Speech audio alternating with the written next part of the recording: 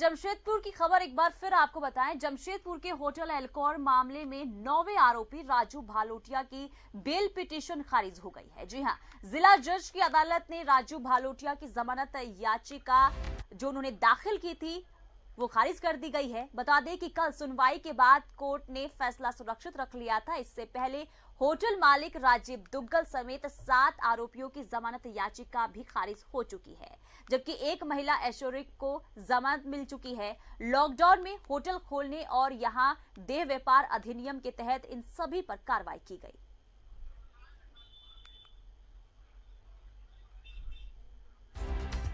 तो होटल एल्कोर मामले में जमानत याचिका 9वें आरोपी की खारिज कर दी गई है। आपको बताएं कि राजू भालोटिया की जमानत याचिका खारिज कर दी गई है। इससे पहले 7 आरोपी जिनकी जमानत याचिका भी खारिज कर दी गई थी। तो जिला जज की अदालत में जमानत याचिका पर फैसला आया। कल इस पर सुनवाई हुई थी और जो फैसला है वो सुरक्षित रख लिया गया था। लेकिन आज आपको बताएं कि 9वें आरोपी राजू भालोटिया की जमानत याचिका खारिज कर दी गई है।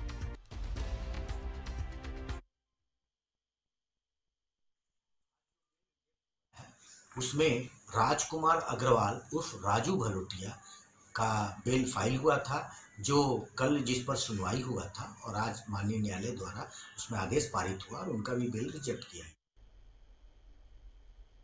और सीधे चलते हैं अन्य अमृता जमशेदपुर से लाइव जुड़ी हुई हैं। अन्य देखिए, जिस तरीके से धीरे धीरे 7 अगर कहे 8 आरोपी की जमानत याचिका खारिज हो चुकी है, यानी कह सकते हैं कि धीरे धीरे सभी के बचने के रास्ते अब बंद हो रहे हैं।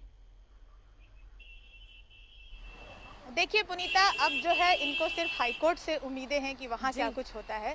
और लेकिन जिस तरह से सबूत एकत्रित किए गए हैं, जिस तरह से बहस हुई है इस पूरे मामले में, उससे इनकी राह आसान नहीं लगती है। और पुनीता, अगर कहे कि जो कुल 9 आरोपी थे उसमें से सिर्फ एक महिला को छोड़ दिया जाए तो सबकी जमानत याचिका का खारिज होना ये बताता है कि न्यूज़ 11 ने जो खुलासा किया था, जो उस दिन घटना हुई थी और जिस तरह से पुलिस ने इन्वेस्टिगेशन किया, अनुसंधान किया और सबूत एकत्रित किए, सीसीटीवी फुटेज जब्त किए गए, उसके आधार पर जो बहस हो रही है वो किस तरह से बहस हो रही है कि जिला जज की अदालत ने खारिज कर दिया है सबकी बेल। सिर्फ उस महिला की को बेल मिली है जिसको एक तरह से लिखा तो नहीं गया है ऐसे ऑर्डर में, लेकिन एक तरह से महिला होने के नाते विक्टिम के तौर पर जरूर कहीं ना कहीं महसूस किया है कोर्ट ने। हालांकि पुलिस की नज़र में वो एक्यूज्ड है, आरोपी है, लेकिन कहीं ना कहीं कंसिडरेशन जरूर हुआ है। और सीसीटीवी फुटेज में जिस तरह से चीजें दर्ज हुई है पुनीता, हर बात को तो नहीं बताया जा सकता है, कोर्ट के भीतर की बातें हैं, लेकिन उन सीसीटीवी फुटेज के आधार पर जो बहस और सुनवाई हुई है उसमें साफ साफ ये जो आरोपी हैं उनकी गतिविधियां इस तरह से दर्ज हुई है कि उनको बेल मिलना मुश्किल था। और यही वजह है कि लोअर कोर्ट में, जिला जज की अदालत में इन सभी जगहों पर जो है बेल जो है लगातार रिजेक्ट होते चले गए और सिर्फ महिला जो है उनको बेल मिली है। तो एक बहुत बड़ा मैसेज दिया गया है समाज को कि ऐसे समय में पुनीता, जब एक गरीब सैलून वाला अपना सैलून नहीं खोल पा रहा है, दाढ़ी नहीं बना पा रहा है, अपनी रोजी रोटी नहीं कमा पा रहा है, लॉकडाउन के समय में, कोरोना के काल में आप लोग न सिर्फ लॉकडाउन की धज्जियां उड़ा रहे हैं, ऐश कर रहे हैं, बल्कि अनैतिक कार्यों की ओर इशारा होते हुए पर्याप्त साक्ष्य मिल रहे हैं पुलिस को।